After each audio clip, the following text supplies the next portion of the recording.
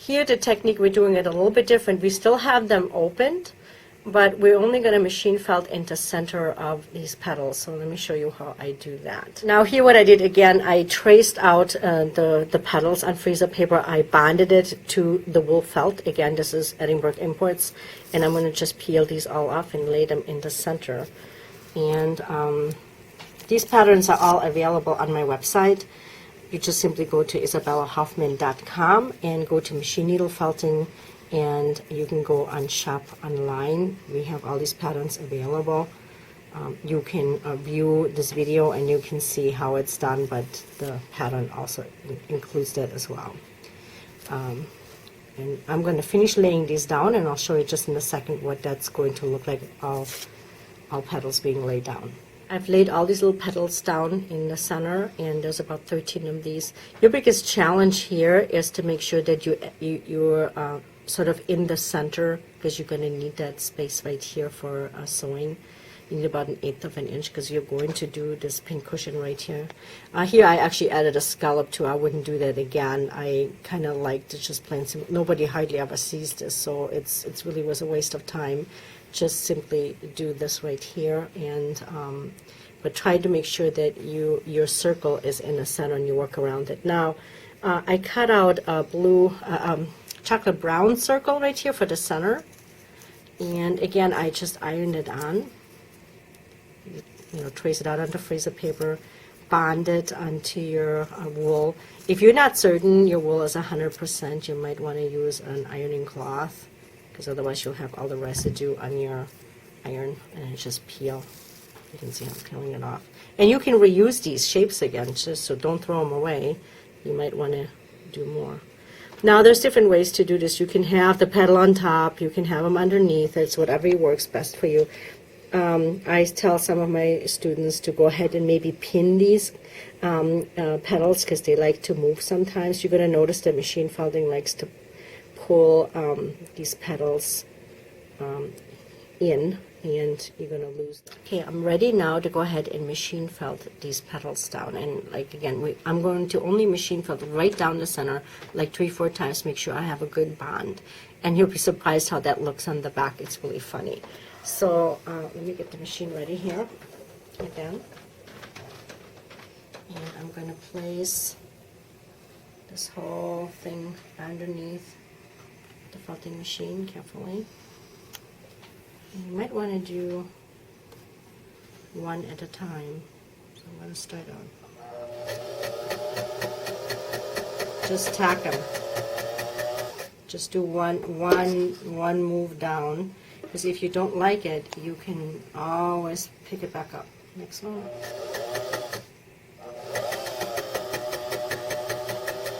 You can put a pin in there first if that's going to help you.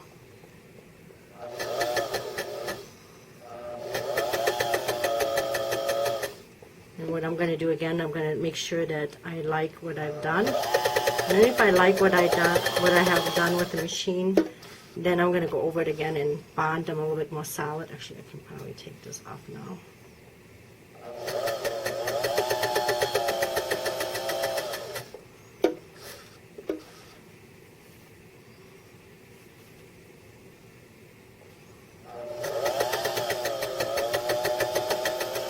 And I show you how easy it is to pull these back up without damage, which is the nice part about machine felting. You don't need to have your seam ripper as your best friend.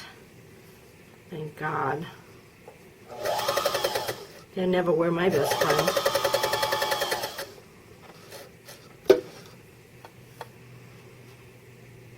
This is such a fun, fast project.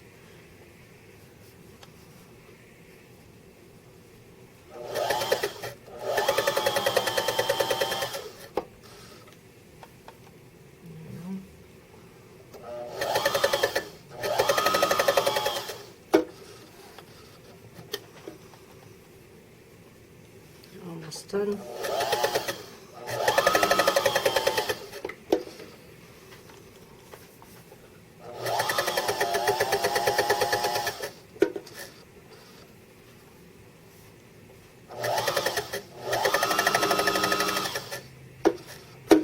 Okay, we have them all down, and you can see I can't shake them loose. Let me just show you what the back looks on that. You can see where the fiber has pushed through the green. And I think I like what I see. I'm going to just place a brown on here, see if I like it. Perfect. I'm going to stick that in there. I'm going to put it underneath the machine again. And there's a difference when you're working with hand-dyed fabrics. You're going to notice that the colors become a little bit lighter. I sometimes use my markers, and again, those markers, all that information is on my patterns available. What I do, where I buy them, what they do. Okay, and I really like the way this looks, so I'm going to go ahead and really bond them well. And you don't need to do a lot, just go up and down. And by me just going up and down, that leaves the sides here open. And that's the little effect that I'd like to keep. Give it a little bit of a dimension.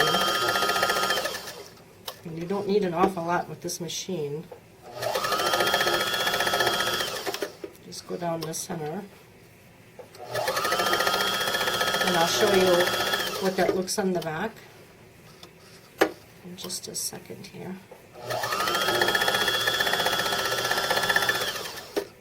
Let's say you made a mistake because you only did it once. Look what you can do. You can just simply lift it up, and there's no damage. You can a little bit here, but you can replace it without any worry that you pulled it apart, poked a hole in it.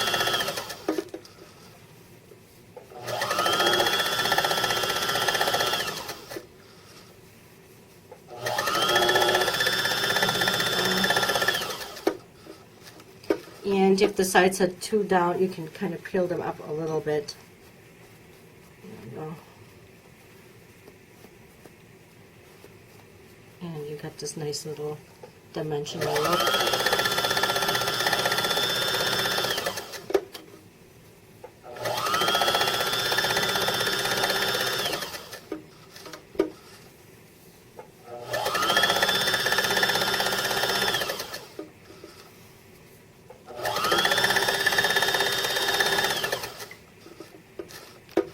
And so on.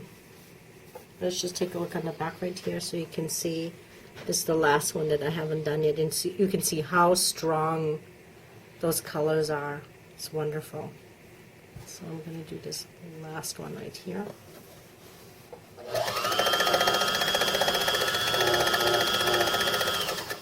Okay. And because we have very little time on YouTube, I'm going to show you the next step that you can do. I cut out a second piece. If you are now wanting to do a pincushion out of it, like what I have done, you can use wool felt or calico, whatever you happen to have at home. And I stuffed it with polyester stuffing, and again I added a little bit of walnut shell to it right on the top because that keeps your machines nice, your needles nice and clean. Lay the two pieces right sides together, and you sew around it and leave a little opening, and then turn it inside out. Go ahead and stuff it, and then finish it off with a ladder stitch or a little stitch that you know of, and you're done. Now, because I've lost my color in here, I'm going to add a little bit of color back with my markers.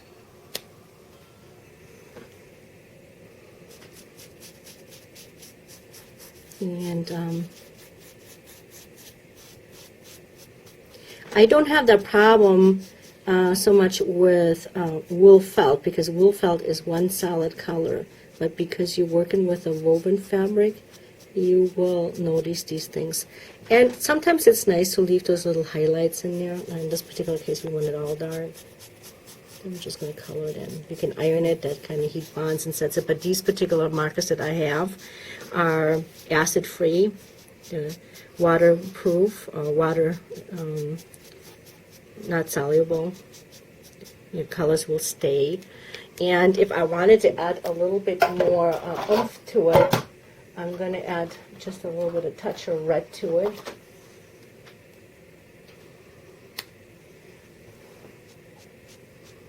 There we go. Give it a little bit more interest. And you can also blend it out with the blender.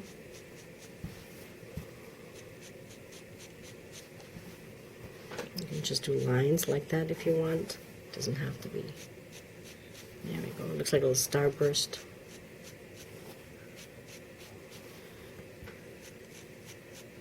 And we have a complete new style. And you could also add a little bit of French knots here in the middle with a DMC floss. Use 2 strands and it'll look really nice. Use a little yellow or a little golden bead. And here you can see the comparison by not doing it or doing it. It's all what you like. And that's my little gift for you. So if you're interested in these patterns, they're available. They're $10 each. You can purchase them. You can view the video on YouTube, and you even have a free class. How about that? Now let me show you a little bit of other artwork that I have done so that you get a really good idea of what I'm offering you.